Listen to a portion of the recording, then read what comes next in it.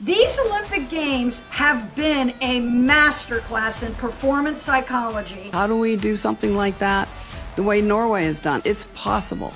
Americans are telling parents all the things that Norway's doing. They're just not doing it.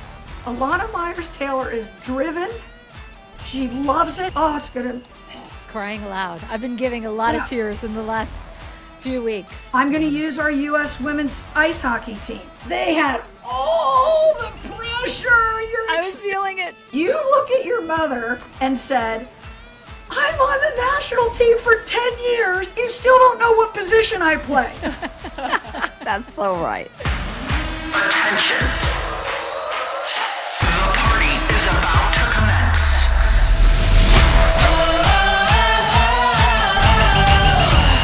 Welcome to the party. What's up, party people? I'm Julie Foudy. And I'm Abby Wambach. And I'm Billie Jean King. Kanger! I love that we're Yeah, still baby. back together. We have been reflecting on the Winter Olympics a lot, and it occurred to me real quickly because we have the Dr. Colleen Hacker coming up on the show, and this is an amazing episode. But two big things and themes jumped out at us. One, the toll that the Olympics takes on athletes from a physical standpoint. And I mean, just ask Lindsey Vonn, but also from a pressure and mental health standpoint as well. And we saw that in real time on many occasions. And then two, Norway.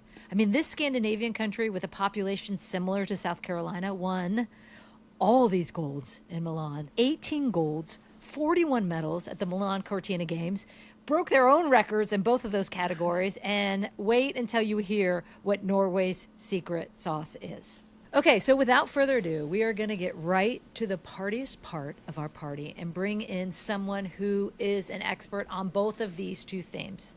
Dr. Colleen Hacker is one of the most respected mental performance consultants in the world. She has served on 6 Olympic coaching staffs across multiple sports, including U.S. women's soccer, USA hockey, USA field hockey, part of teams that have won Olympic gold, silver, and historic World Cup titles. She's worked with professional athletes across the NFL, MLB, PGA, LPGA, NWSL, MLS, USA Swimming, and more.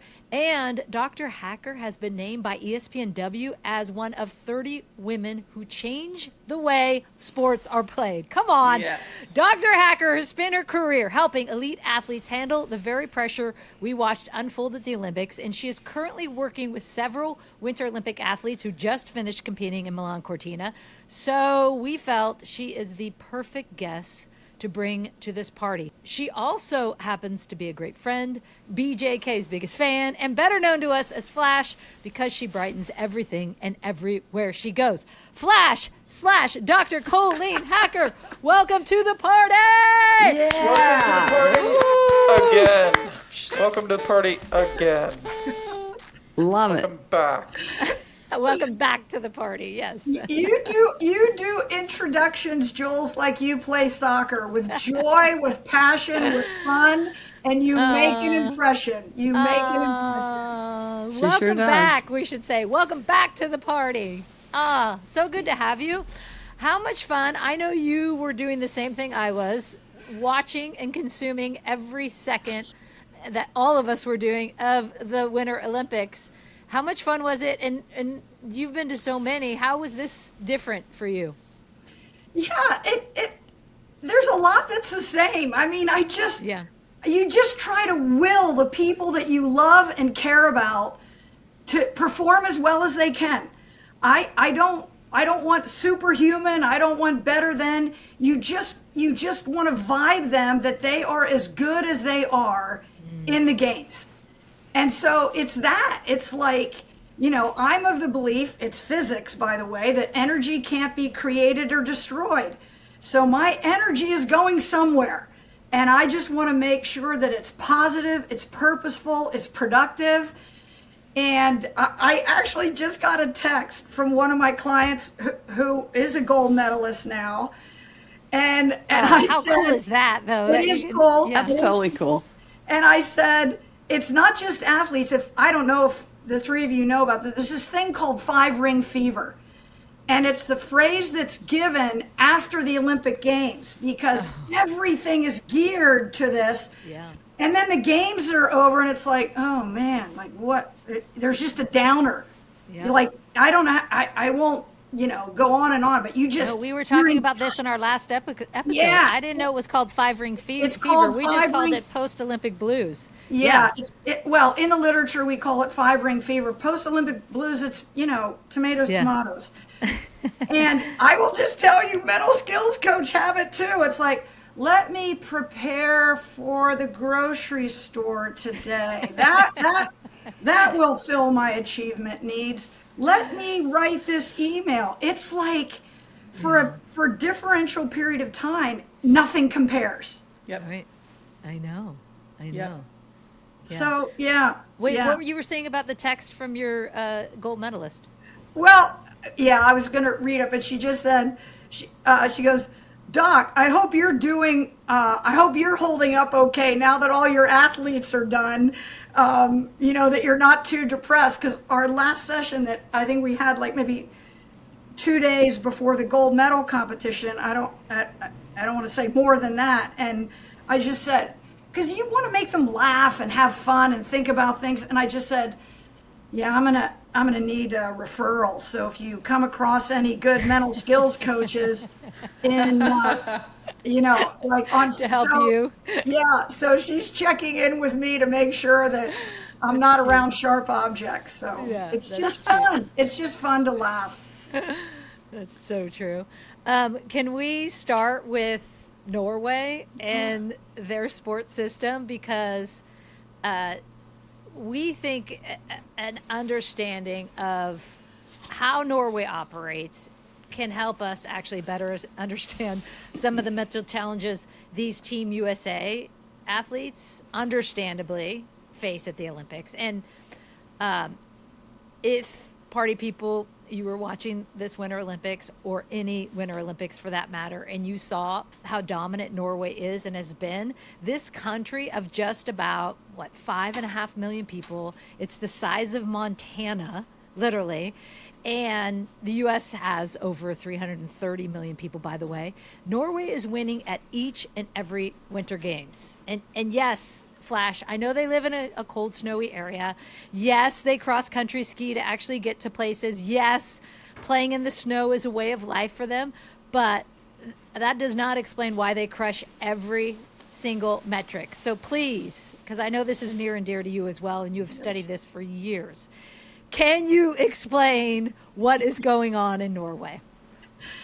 Well, yes and no. I mean, what I can tell you, and I want to own it, right? I'm a scholar first. I don't want to succumb. It's a common cognitive bias, and it's called the fallacy of causation. So I don't want to say that because they X, that's why they Y. So let me just say, it is not complicated. That's what's confusing or fascinating to me. Yeah. Norway's youth sports system is based on an 8-page document, not a $30 million commissioned study across 27 universities by 40 million PhDs. Right. There's not one for soccer and another one for skiing and another one for this state or that. Do you get what I'm saying? It's called the Children's Rights in Sport. 8 pages.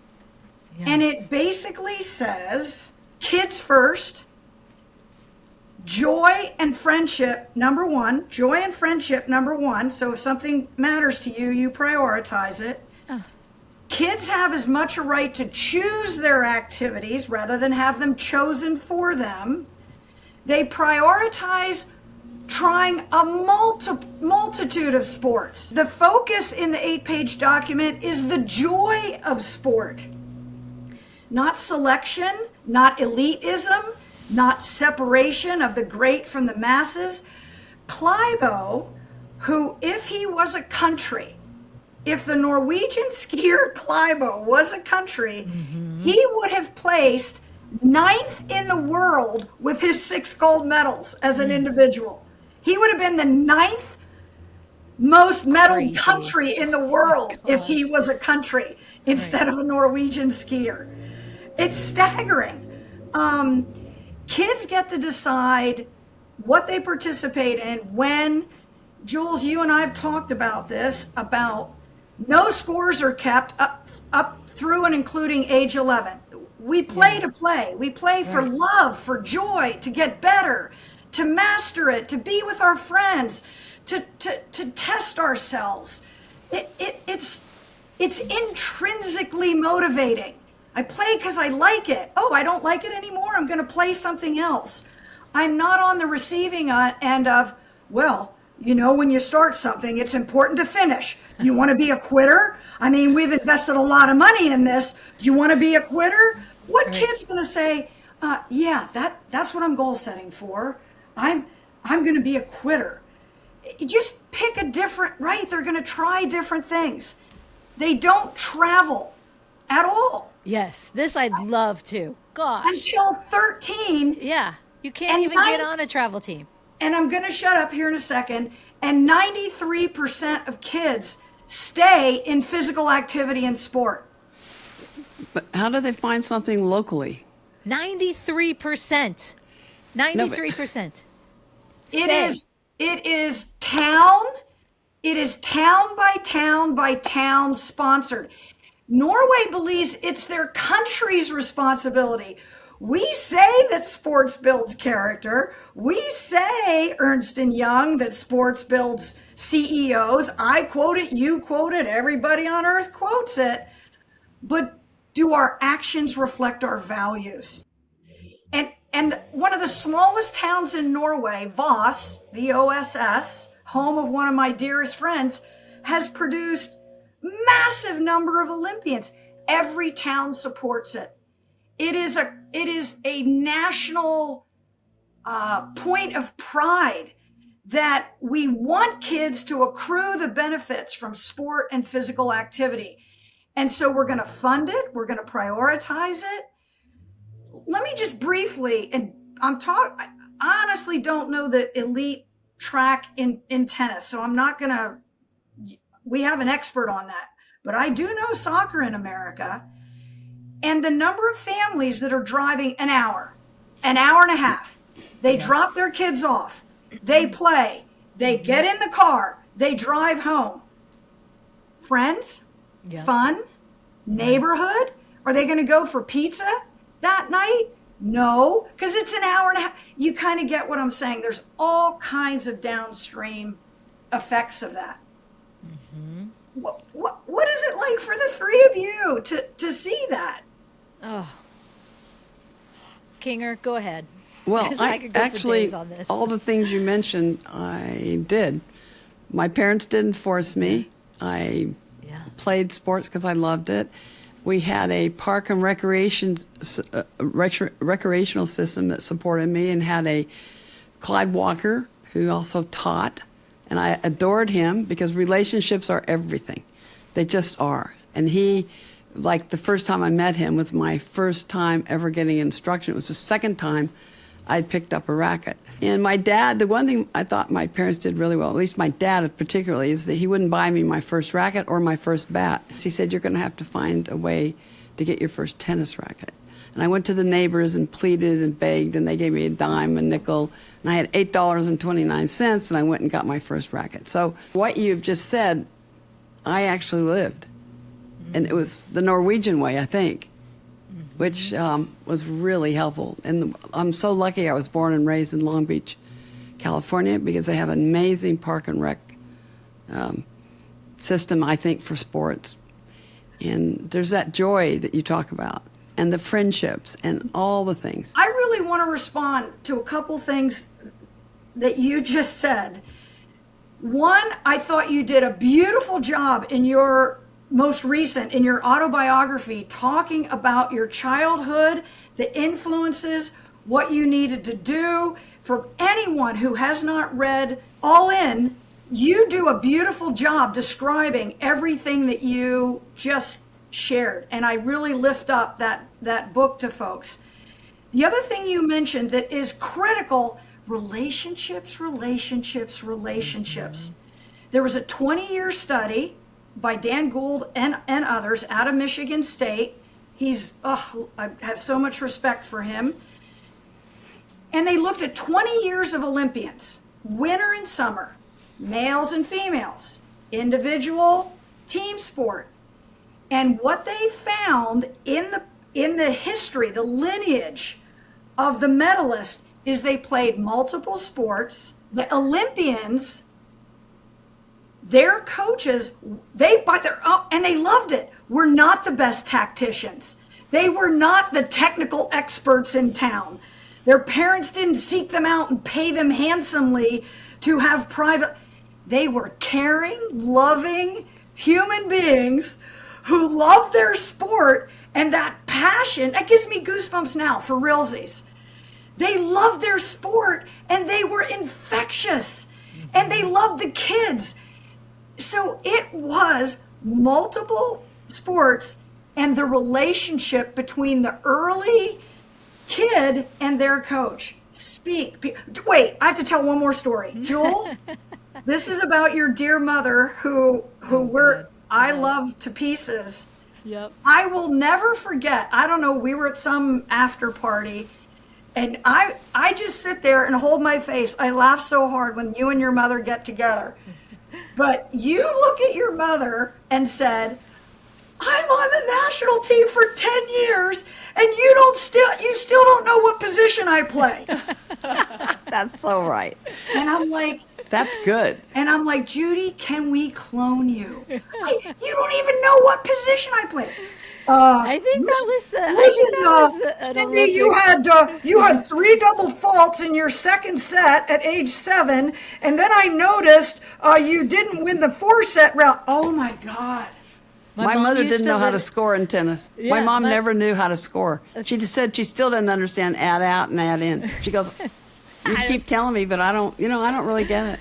Yeah, my mom used to say, "Oh, honey, I thought you played." I remember it was one Olympics where I think the coach put me out on the outside, and I usually play inside because I'm not as fast as Billie knows well now after losing to Abby in every minute to win it, and I said, "Mom, I was awful on the outside," and she's like, "What are you talking about?" And I go, "Oh my gosh, like I just played terrible," and she's like, I don't understand what you mean. Like, I thought you played great. You were in a different position today? And I was like, oh my God, you don't even notice that? She's like, no, you played great, honey. You played great.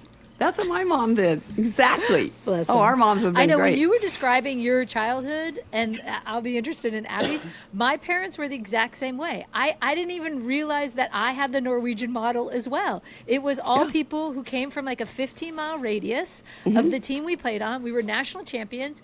Go Soccerettes. Nobody messes with the green machine. Colleen knows this song way too well, as Abby does as well.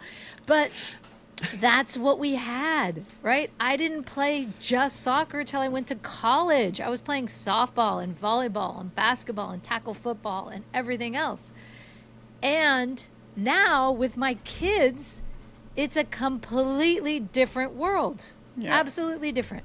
Nothing like that is as it was. Let me just jump in, just so that we don't think it's just women or gold medalists or Grand Slam champions. It's between 92 and 93%. You can find it. If I'm lying, it's just because I'm excited and happy. But 92 to 93% of first round NFL picks played multiple sports. Yeah. I mean, it is across the board. Abby, I'm going to ask you, I know some of this, but I literally don't know. You come from a big family.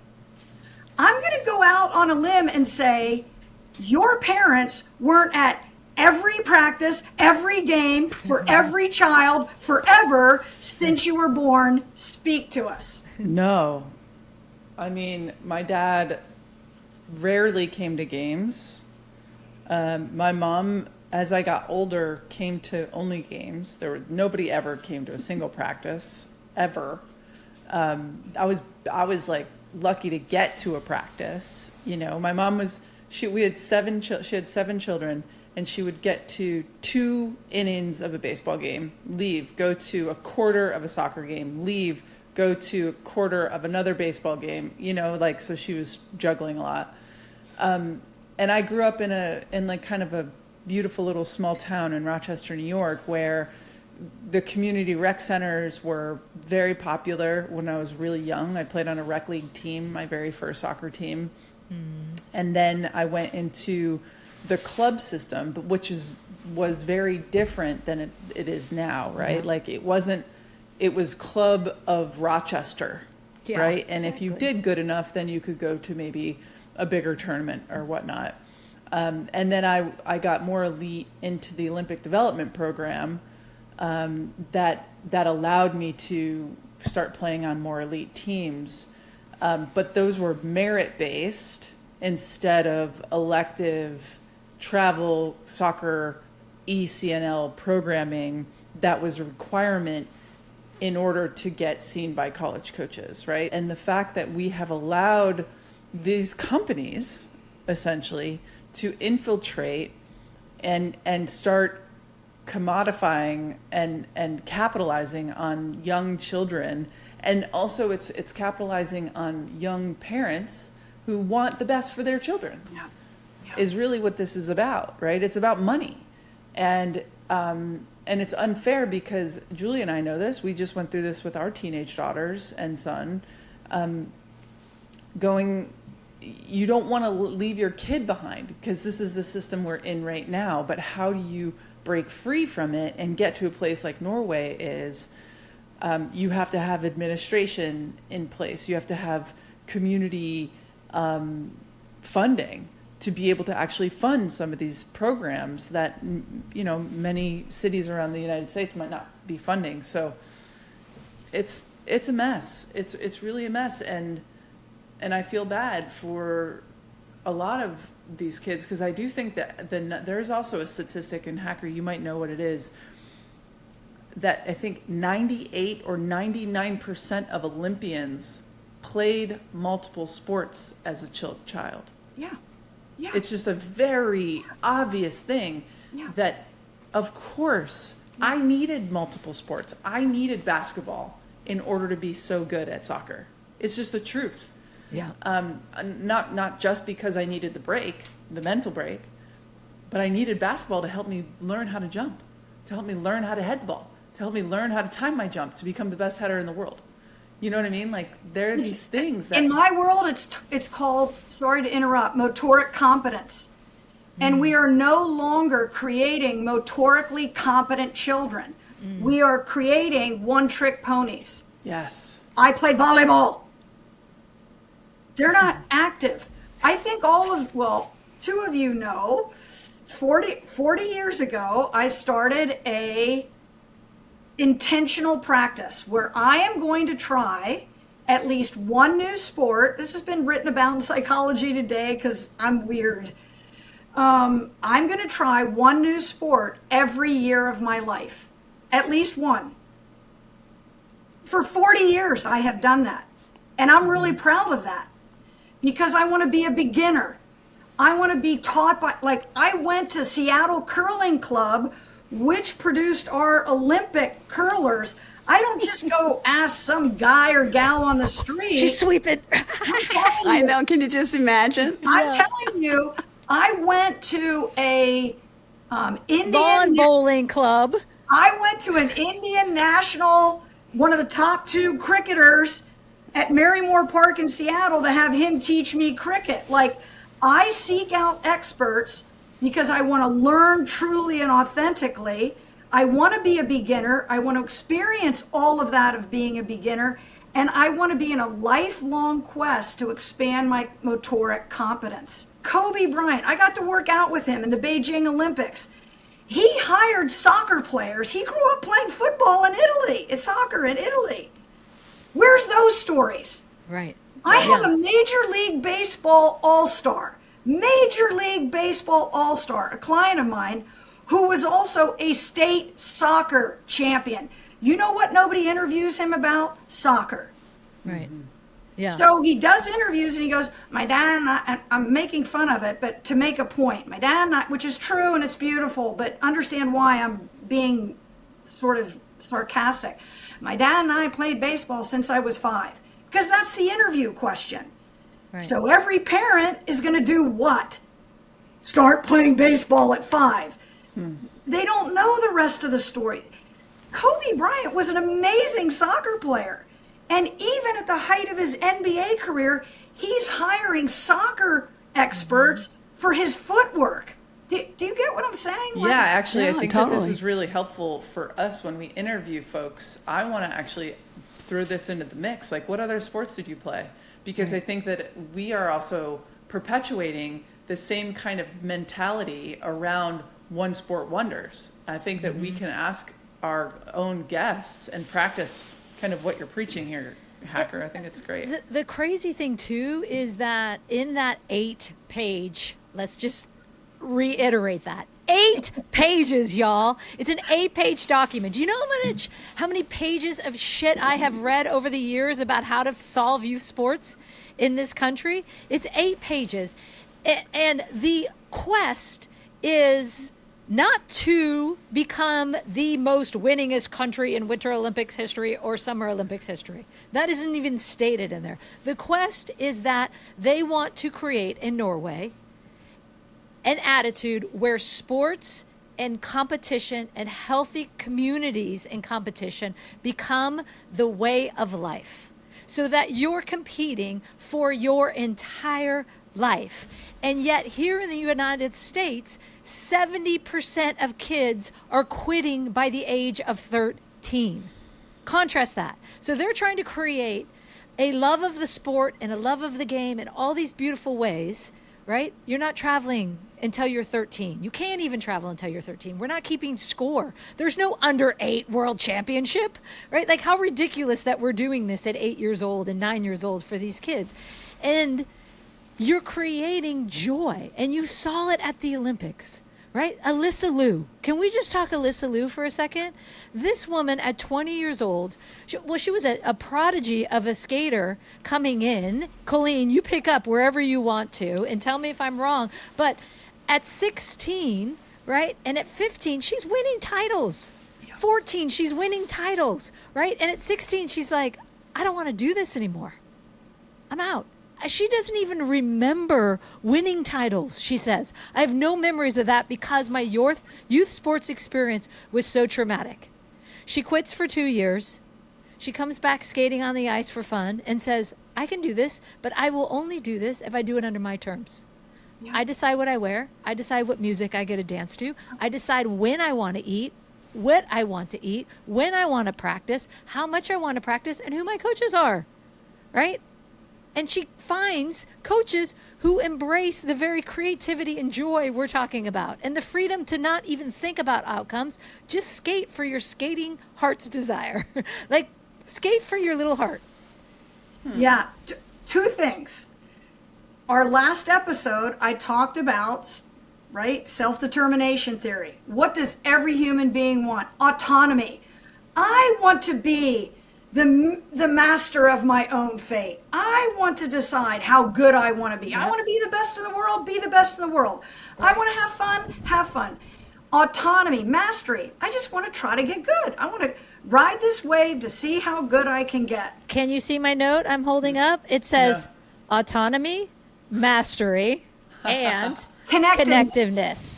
Always have a pen when Colleen, have a pen in your hand when Colleen Flash Hacker is talking. EMT, I don't think we can say enough good things about her. Alana Myers-Taylor. 41 years old, EMT, she's a bobsledder. I hope I'm speaking okay on her behalf. She's quite capable of speaking on her own behalf. Oh, we've spoken a lot. She's a bobsledder because she was cut from USA softball Olympic team. There you go. Sometimes our greatest gifts are our denials. Yep. So many of our speed skaters, in my day, I'm in the Apollo Ono and J.R. Selsky. I was an inline skater here, and I competed with those guys. Most of our inline short track ice speed skaters were bladers. They were roller bladers that do you get what I'm saying? Aaron Jackson is one of those. If you think Aaron, yeah, that's right. If you think those two are the same thing, you don't know what you're talking about. Multiple So EMT doesn't make softball. That was what she played in college. That was her dream.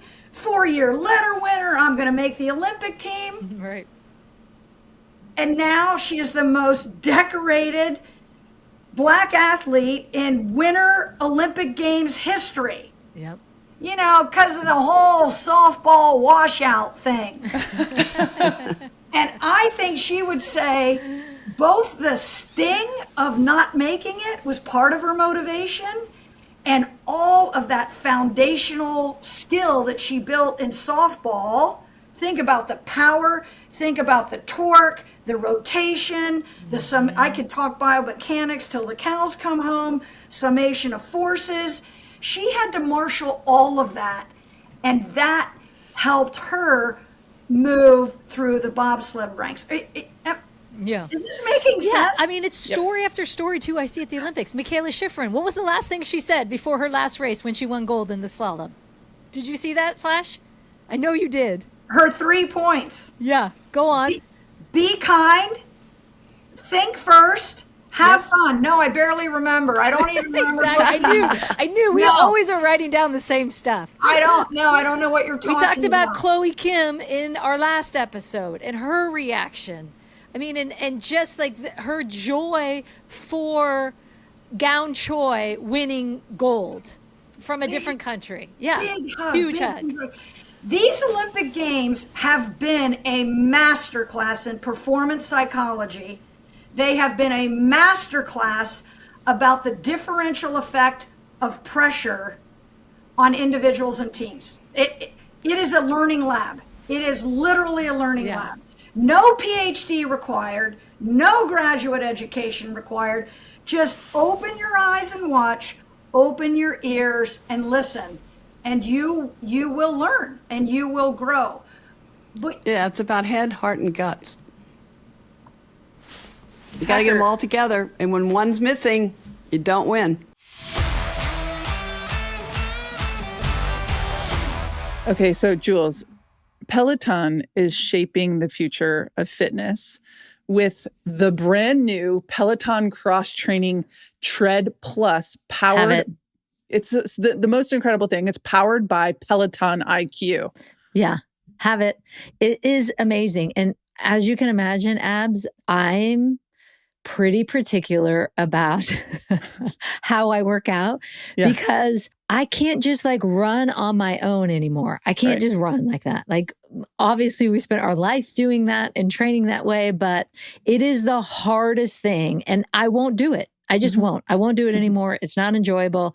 And that's why this new Peloton Tread Plus is amazing because you get all the classes, of course, in front of you. So you feel like you're in a class, but you can totally mix things up. You're not just running. You can swivel that screen and you can get off and start doing a little boot camp on the side. It's so cool. The swivel, I was like, what? It's the best. It's also, it's been a game changer for me because like you, I can't run, but I can't run because I have foot problems. And so the tread and the forgiving nature of the actual tread helps me to be able to actually move. I can walk on there. I can get an incline on there. I can swivel that screen. But I think what I love most is that the screen swivels in a way where I can guide and I can do the Pilates on the ground. I can do weightlifting. I'm like literally looking at this Peloton Plus tread. It's just like in so your basement. Cool. It's down and there my in your wife basement. loves it. Seriously, I'm stunned at how much I actually didn't know I needed this. It mixes up my weekly routine. It's guides by instructors. Like I feel like I've got friends and I've got trainers on my side now. Yeah. Yeah. I love it too. I love it. So let yourself run, lift, sculpt, push, and go. It does it all. Explore the new Peloton Cross Training Tread Plus at onepeloton.com. Okay, Jules. So, you know, elite athletes succeed because of the teams behind them. You and I are firm believers of this. You've got your coaches, your trainers, analysts, your support staff. Now, QuickBooks mirrors this by providing a team composed of Intuit AI and trusted experts, so business owners never have to build alone. Jules, I don't know if you know this, but I personally feel like I never scored a goal without the help of a teammate. A lot of people, in fact, have said, well, what about penalty kicks, Abby? And my answer to them is, do you know how many hours the goalkeepers stayed after practice while I trained my penalty kick after penalty kick? Thousands and thousands of kicks. The way that I got so good at them was when the goalkeepers would be in there. I'd even tell them, I'm going to go over here. So I'm going to give you an advantage. And this needs to be so particularly like accurate and strong and powerful in order to score. Never one goal did I score without the help of a teammate. And to me, I think that like looking forward to the Winter Olympics, that is the thing that I look for the most. I'm looking for the teammates and the athletes who are cheering for each other. Yes, they're competing. Yes, they all want to win gold. But I do think that the vibe of the entirety of the Winter Olympics, for me, in the way that I look at them, is I just want to see people celebrating sport and working as hard as they possibly can in order to bring gold home for their country. Jules, I have to tell you about the new hair routine that has fully converted me. Okay, it's from Hair Story, and their new wash method isn't shampoo at all. It's brilliant. It's so much better. Okay, so you start with pre-wash, which is this incredibly gentle scalp rinse that like melts with this away. Scalp brush. Yeah, that melts away the buildup without that stripped, squeaky feeling. And then you follow it with New Wash, this rich, creamy cleanser that replaces like both your shampoo and conditioner in just one step. And Jules, what shocked me the most was how immediate the difference was. My hair felt softer, smoother, and somehow calmer after the very first wash, like it had reset. And the best part, I don't feel like I have to wash it constantly anymore. It stays balanced and healthy for so much longer. So it's honestly feels like that's the biggest win. Honestly. Yeah, it feels like I've been overdoing it for years. And this is like the first routine that's shown me less can actually be transformational. So if you want your hair to feel healthier, stronger, and more alive, Hair Story is absolutely worth discovering. Try it for yourself. Go to hairstory.com/welcome to the party and use code PARTY15 at checkout for 15% off your order. Hacker, if you could point the party people to a couple of athletes that performed in a way that you felt like that this would be the best masterclass, is there an event, a team, an athlete that you could point us to and talk or talk about right now? Yeah, I mean, multiple. I mean, Alana Myers-Taylor, again, I'm doing this from memory, and we know how that works when you have more birthdays. But I don't think she made the Olympic team until a week or 2 weeks before leaving for Milan Cortina. So it wasn't early. It wasn't 6 months. She's fighting just to make the Olympic team. Her 5th Olympics. Yeah. Yep. If you put down $10 on Alana Myers-Taylor in the monobob in Vegas, you would be doing this podcast from your own private island in French Polynesia right now. You understand what I'm saying? This is not a sure bet. Right. So hers is a story of belief. Oh, it's going to... Crying aloud. I've been giving a lot of tears in the last few weeks. Let me say this, and your guest on my lower left is a perfect example of this.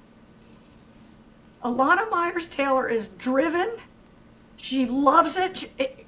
She calls it her me time. Driving at 80 miles an hour is her me time. But she's competing for something bigger than herself, her boys. That age is what you want to make it, and she's competing for her boys. Billie Jean King, if you tell me that the Bobby Riggs match was about tennis, I'm going to say there's no way. You were competing It had nothing for to do with something tennis. much bigger, much bigger. Social change. Changing the hearts and minds of people. Yeah. So I use Alana Myers-Taylor as an example of that. That's great. Competing against all odds, Abby, and for something bigger than herself. I'm going to use our U.S. women's ice hockey team. Very different story. USA, Canada. They had all the pressure. I was feeling it. You're going to do it. Oh my gosh. Right? And they think about that. There's anxiety about that. They worry about that. I love Will Rogers' quote. You know me with quotes, but Will Rogers said, worrying is like rocking in a rocking chair. It gives you something to do, but it doesn't get you anywhere. And so what we try to do is turn that worry into fuel, into direction. So Abs, there's two very different ones. Alyssa Liu, Jules edified that so beautifully. But my point in using those three, Michaela Schifrin, oh my gosh. I mean, every time I be quiet, there's another one. What I want to point out is that each one is a different story. It's not the same story, which is the point. I was privileged to be on the bench, Abby, for a portion of your career and a portion of yours. I don't know if you know this or want to write this down, but you two competed very differently. You weren't the same before the game. You weren't the same in the game. And I'm still laughing about you talking about your pregame routine. So am I. And then I inhaled, and then I exhaled, and then I inhaled again, and then I'm like, the and thens never ended. And then. And I'm like, I just love your honesty about that. So where I'm going to go with this, and Jules, you know, I talked in your era, I talked about the IPS. That each person has their ideal performance state. Oh, Abby, you can just throw darts at me. I'm going to say something. I should have asked your permission. But before an Olympic game, you were laying on the locker room reading a paperback novel. That's all I'm going to say. I don't know if before an Olympic game. Yeah, and I don't know if you remember that or not. It's earlier in your career. I have. Must have been in 04. I have a photo of it. 04. What I'm trying to say is, if you looked in our locker room, and this should be the message for everybody, you saw 10 different things going on. Totally. Because you have to know what works for you. If I hear one more person saying getting angry hurts, then somebody explain John McEnroe's success to me. Because it didn't hurt him, it fueled him. Right. I don't know if I'm making sense, but there's not just an answer. So you had, Jules, it was one of my favorite one-liners of yours. So we're in Portugal for the Algarve Cup. I'm emphasizing self-awareness, self-regulation. Self-awareness, self-regulation. You need to know what you need, and you need to be disciplined about getting it. All of us don't have to do the same thing at the same time. So we had two different halves, and there was like the training room, serious half, and then the locker room, and the I don't know if you know what I'm talking about. I tell you the city and everything, and they're dancing and they're going crazy. I know what half I was on. Yeah, exactly. And then one of the serious people who are listening to their headphones, they're like gearing up. They're like this is take no prisoners. They deigned to walk over to your side, and you said, and I'm like, wow, my life is complete. Get out of here, you're raining on my IPZ. Like, don't bring that seriousness over here. So my point is that everyone handles pressure differently. And that same person in their career. So they might have read a novel to distance themselves, to calm themselves, to not connect with what they were about to do at one point in their career. What I'm trying to say is it's change. not what you do, Yeah. it's the change from what you normally do. I don't want to pile on, so I'm just going to use it illustratively. But we'll all know what I'm talking about. You look at a figure skater who hasn't lost in 2 years. In 2 years. Just like our U.S. women's ice hockey team, expected to win gold. And the first comment, which was more important to my ears than the performance, the first comment caught on hot mic was, if I had made the Beijing team, that wouldn't have happened. Which tells you that that skater brought something from the past into the present that they hadn't done for. Are you with me on this? Yeah, I heard We that know which too. one. I will say for 1,000 years, excellence leaves clues. Pay attention. Excellence always leaves clues. Pay attention. So I could lift up Michaela Schifrin. I could lift up Alyssa Liu. I could lift up Alana Myers-Taylor. I could lift up our gold medal ice hockey team. Very different stories, but all in a quest for excellence. I don't know, Abby, did I flunk or pass? I love this. Are you kidding? I'm mesmerized. I know we're a very different country. We're much larger geographically than Norway, right? We are very disjointed and messy. There is not an 8-page document telling us to find joy in sports anywhere that I can find. And, but are there things, can we course correct here in the United States? Are there things we can take from Norway's really simple, streamlined approach that could actually apply to the disjointed mess that is youth sports here in the United States of America? Yes. I mean, the second. Thank you. I needed you to say yes. The second I can't offer an enthusiastic yes, I'm getting out of academia and education. Okay, I believe that education, therapy is a form of education. I believe people can change when they're sufficiently motivated to change. I believe people can grow when they're sufficiently motivated to grow. The teacher appears when the student is ready. That famous Zen proverb. The teacher appears when the student is ready. So we can change. I'm going to do the negative, but I always try to end with hope. And you can interrupt, and you should just say to mute or something, and I'll live a fulfilled life nonetheless. We already know. We already know. And the proof, the bloody proof for me that we already know, meaning in America, the United States of America, read everybody's brochure. Look at everybody's athletic website. Right. Read every club is going to develop the whole person. We're going to put the emphasis on the child. We just want your child to, oh my God. They all say the same thing. Yeah. They all know what to say. But there's a disconnect.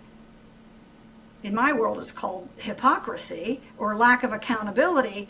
But there's a disconnect between what people know and whether they were going to act and behave based on what they know.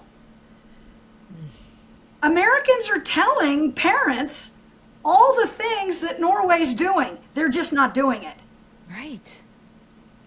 Yes. Just you all tell the me- time. All the You time. tell me how this university's website is substantially different from this university's website. One of my favorite things is one of my colleagues, her kids were going to school, and I won't say who, but the letter started out blah blah blah. Insert your child's name. Blah blah blah. And I said that's the most honest college recruiting letter I've ever heard. Blah, blah, blah, blank. Insert your child's name. Blah, blah, blah.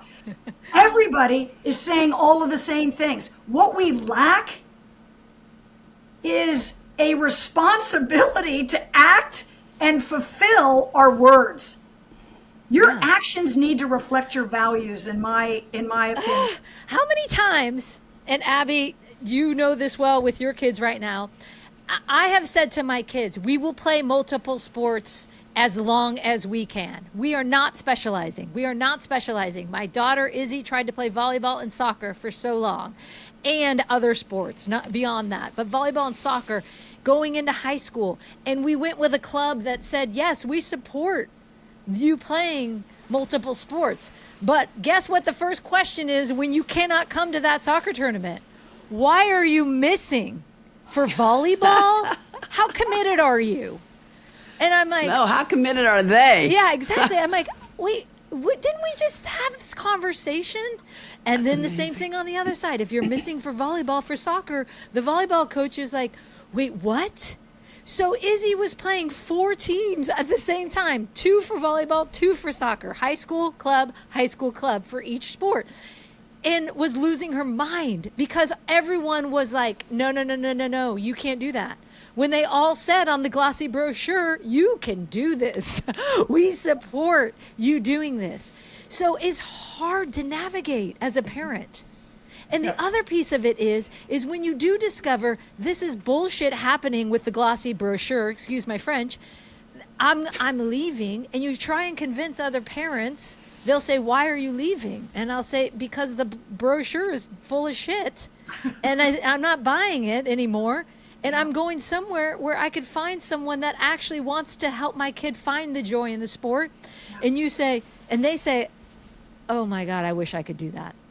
Mm-hmm. I wish I could do that, but I can't because I'm not courageous enough to take that next leap, which would possibly put my child at risk of not winning that scholarship, of not getting to that team that's winning that national championship.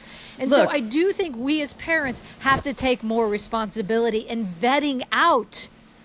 And it's hard to vet out, and it's hard to leave when you think you're with the program that's winning everything. But if it doesn't feel right for your kid, you got to get the hell out. Agreed. And here's something that I have been noticing from experiencing the sidelines with my daughter. She has played only soccer, tried out for volleyball, didn't make it, was heartbroken about that, and just said, So anytime we go on like family vacations or whatever, I'm always like, hey, we're gonna do wake surfing. We're gonna get on the boat and you're gonna learn how to, ski behind the boat, knee board. Like we're gonna tube. We're gonna do fun things that you're gonna always be learning. But I will say this: the 11 month a year schedule for these girls playing club and then going into high school and then going back to club is, I think, biomechanically limiting their abilities because I think it's putting too much stress on the same muscles over and over and over again. And I don't know if this is true, Hacker, but like to me, my kid gets more injured than I ever did because she's not having the fast twitch muscles difference between basketball and soccer that I was getting. Can you tell us a little bit about like the reality of the health of your here kid? is the reality. What we lack isn't knowledge, research, science, or clarity of voices. The American Academy of Pediatrics, ABS, like the American Academy of Pediatrics, the organization for children, not in sport, has said early specialization is a rocket ship, my words, to higher injury, burnout. If you parents don't know about epiphyseal growth plates, there are growth plates that when you're banging, you don't see it when it happens. You don't smoke at 20 and die at 21. That's not how it works. You get what I'm saying? Mm-hmm. And I feel like parents are watching their kids fall out of a 10-story building and going, well, so far so good. So far so good. Yeah, well, because what ends up happening is that these kids, they get burnt out or they get cut, they cut from the team, or they end their careers. Yeah, or they get injured. And so their careers end, and then they've never developed any other skills that potentially they could want to do in their adult life. Yeah. So for me and Jules, we played professional soccer for all those years, and Billy, you played professional tennis, but Jules and I, we play beach volleyball now. We're like trying to get involved. I want to actually get on a women's hockey league team. I don't know if That'd be fun. and I want to Why like don't you try find one? That's good because they have these older leagues, don't Yeah. they? I want to do So, like, roller Oh my derby. God, that'd be great. without that confidence in a more well-rounded version of athleticism, Yep. I think that limits the way that we can actually be active in our adult years. You know. And the Just data, listening, the can I data just- supports everything you just said. Go ahead, Billy. I know I've just been listening a lot to Dr. Hacker and you guys and also my own situation, but the important thing we do from this welcome to the party segment is that we need to come up with a solution, okay? So how can we, as a community of all sports, because we're talking about the Olympics right now, how can we help change things seriously, locally? Because I think you Go have on, to start Flash. locally. Solve it or, for us. I feel Solve fired it, up. Flash. Well, Or get the government like we got Title IX in 1972. How do we do something like that the way Norway has done? I don't know, but it's possible.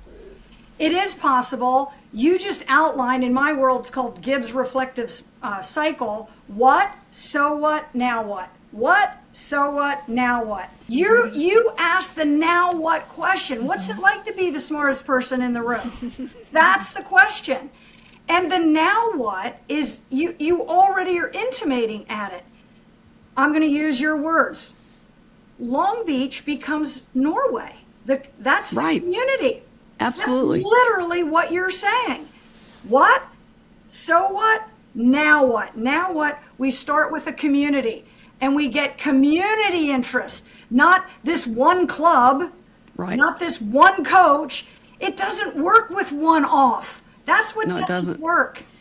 Any change in any large milieu only occurs.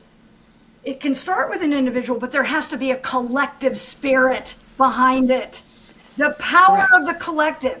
Julie Foudy can talk about her contract till the cows come home, and U.S. Soccer will sit back and go, wah, wah, wah, wah, wah.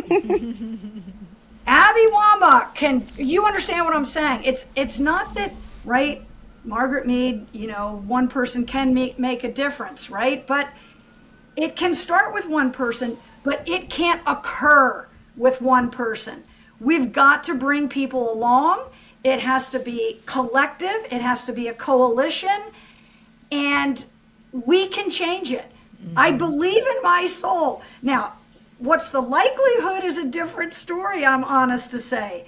But I believe in my soul that we can change this. Oh, that gives me hope. I needed Yes. that. I needed that light.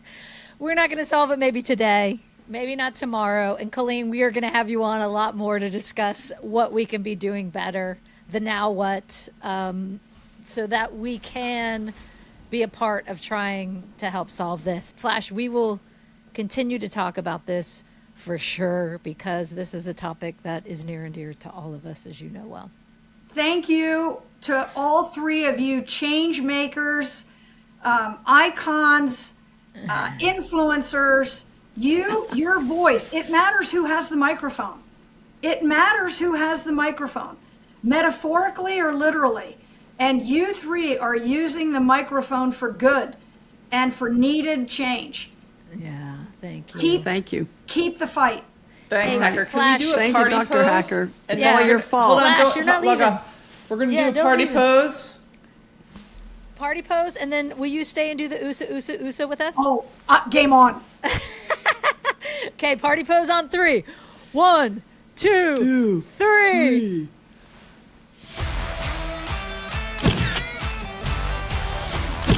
Okay, party people, don't forget to subscribe to the Welcome to the Party YouTube channel so you can actually watch the party live. Click that little bell icon so you get updates when episodes go live. Yeah, and if you take 1 minute, we would so appreciate it if you can rate, leave a comment, and subscribe to the podcast on Apple Podcasts, Spotify, or wherever you get your podcasts. And be sure to follow us on Instagram, YouTube, or wherever you get your socials at Welcome to the Party Show, where Julie, Billy, and I will bring the party straight to your feed Please also email us at partypeoplequestions@gmail.com. Shout out to our friend Kate Diaz for our theme music, who wrote and composed it herself. Hacker, do you want to bring it in? And Flash, you know this better than all of us. USA on 3. 1, 2, 3. USA! Yes. Welcome to the Party is an independent production brought to you by Treat Media. Treat Media makes art for humans who want to stay human. Initial Digital is our production partner, and you can also watch our full conversations on the Welcome to the Party YouTube channel and follow us at Welcome to the Party Show on Instagram and TikTok. Thanks for listening.